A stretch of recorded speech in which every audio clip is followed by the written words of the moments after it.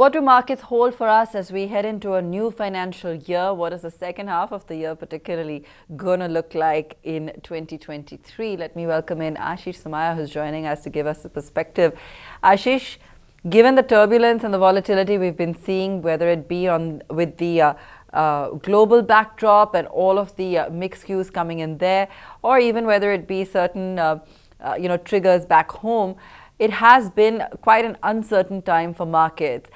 What are the expectations you have from the new financial year? Yes, I think that the new financial year, and more importantly, if I look at it from a calendar year perspective, I believe that the second half of 2023 is likely to be much better than what we've seen for all of 2022 or even the first 3 months of 2023.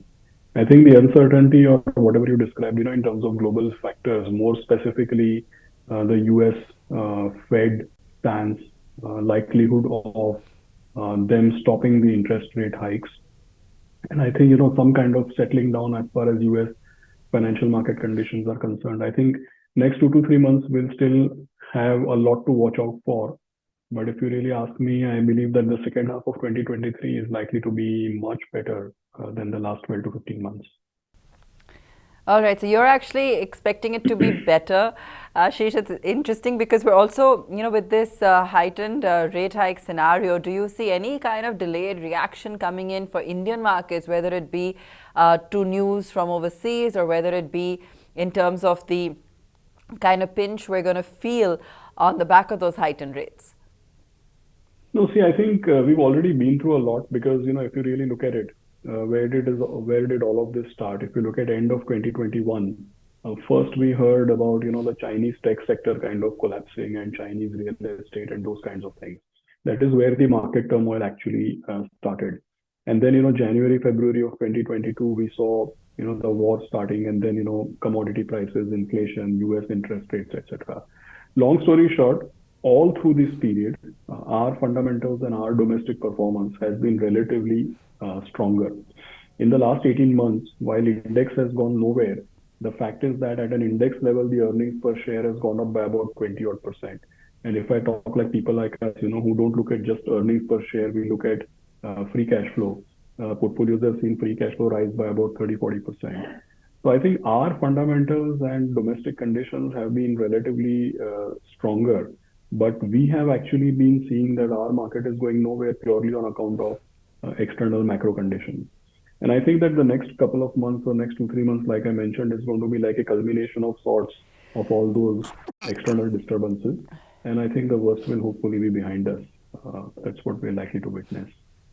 Great. So what's a good strategy to look at right now in terms of investing, whether it's looking for value in the market or whether it's themes that you feel will continue or grow stronger in the second half of the year? Yeah, I think what's top of mind for me right now is, typical investor behavior, because what happens is if you look at, say, I'm part of the mutual fund industry, and if you look at equity mutual funds and the flows or the confidence with which people were investing in equity funds, I think the peak was 2021.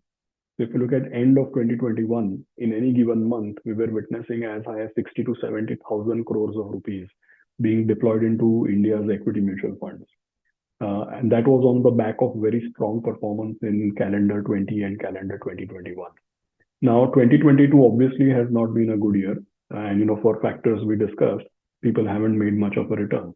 So typically what happens is that if you have a year or 18 months where people don't make return, then their level of confidence or their motivation levels to keep investing kind of goes down. And the number which was 65, 70,000 crores a month has now dropped to about 30, 35,000 crores per month. So there's a 50% decline in how much people were investing in stock markets or especially in equity mutual funds. Now, my past experience tells me that your current level of confidence in investing has nothing to do with what kind of return you will make in future. In fact, if there's anything, it is inversely proportional. So people feel very confident when the recent return has been good, which means probability of return in near future tends to go down. Whereas people feel very, very underconfident when the recent return is bad. And from that point, actually, the probability is that you'll make very good return. So I think you should be willing to invest amidst uncertainty. I think that is the recipe to make money in the equities and stock markets. So my sense is that, it's not so important what strategy you follow. I think it's more important to increase commitment into equity markets and equity mutual funds at this point in time. And next 18 to 24 months will hold them in good stead if they are willing to commit now. So what's a good annual return expectation to have going forward into the new financial year or from a calendar year perspective, Aashish? It's like this, I think 3 months, 6 months, 1 year, I think these are, very probabilistic. So I can say that, okay, in the let's put it this way, last 30-year average, and, I'm coming to your answer. It's always difficult to give a pointed answer as to what return one will make next 1 year in equities, but there is a science to construct that answer. If you take last 30 years average, our nominal GDP growth is about 12%, and the index return is also about 12 to 13%. So suffice it to say that the long period average is about 12 to 13% compounded. Now, everybody knows that when you invest in equity markets, returns are non-linear and they are lumpy. So if people think that, in any 5-year, 10-year long range period, you should make 12 to 15% compounded, the problem is that if you stay put for 5 years, it's quite likely that 2 to 3 years out of those 5 years, nothing happens. And in a span of 18 to 24 months, you see a significant return coming. So to sum up, basic point is that last 18 months, people have not made any return, which means that the probability that somewhere in the next 2 to 3 years, there'll be a big double-digit year, that probability tends to go high. And my sense is it's more likely to be calendar 2024 when you are looking at a good double-digit kind of number coming up.